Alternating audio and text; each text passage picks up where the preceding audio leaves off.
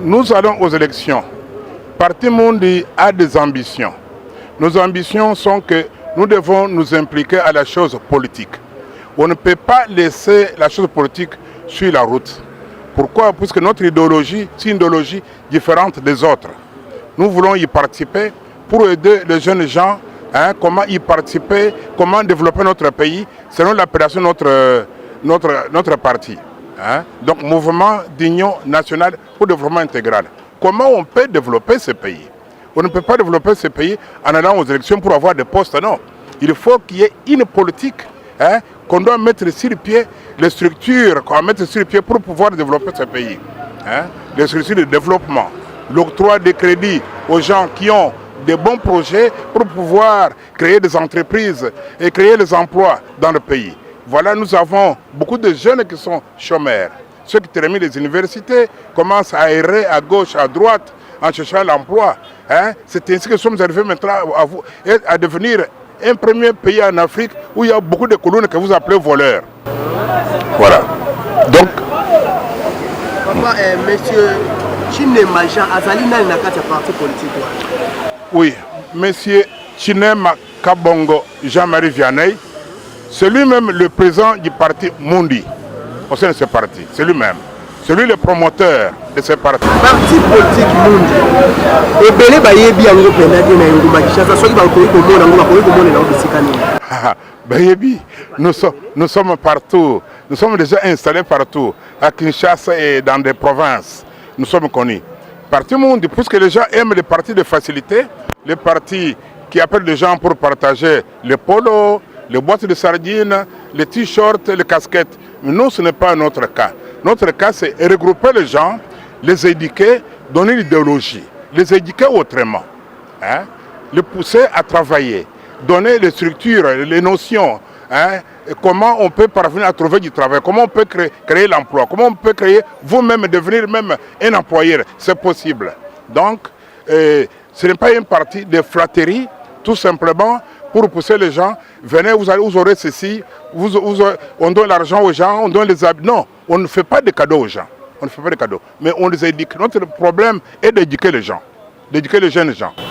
Vous disiez quoi au peuple congolais qui vous suit maintenant? Au peuple congolais qui me suit maintenant, je demande aux papas, aux mamans, aux jeunes bilingues de venir voir le parti Mundi ici à l'Ipénou où nous sommes, sur l'avenue Loya numéro 39.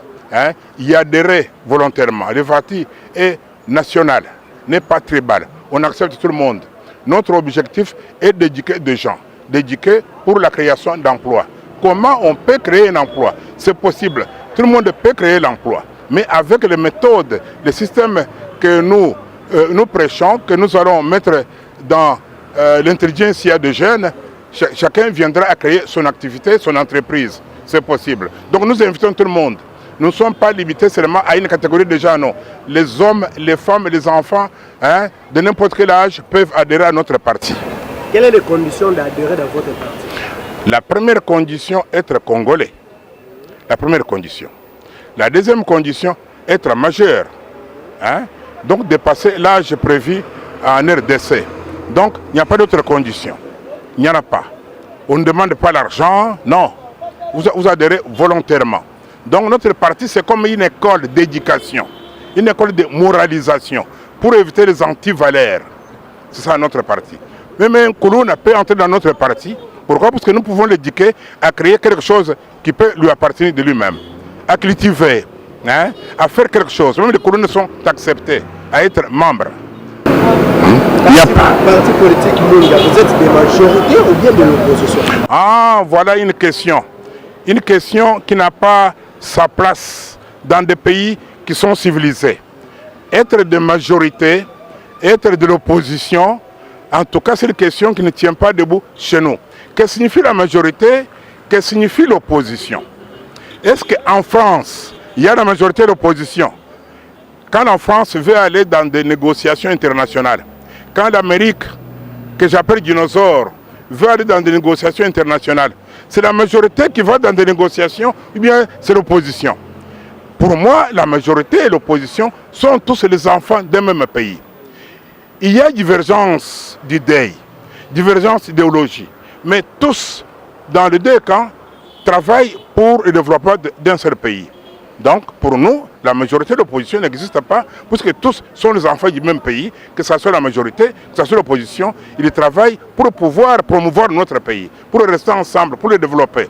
Donc, les uns et les autres peuvent mettre les bonnes idées ensemble.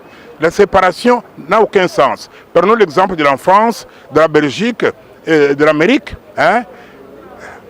Les républicains et les démocrates, vous avez vu vous-même, ne pensez pas que quand les démocrates sont au pouvoir, ils vont agir différemment que les républicains.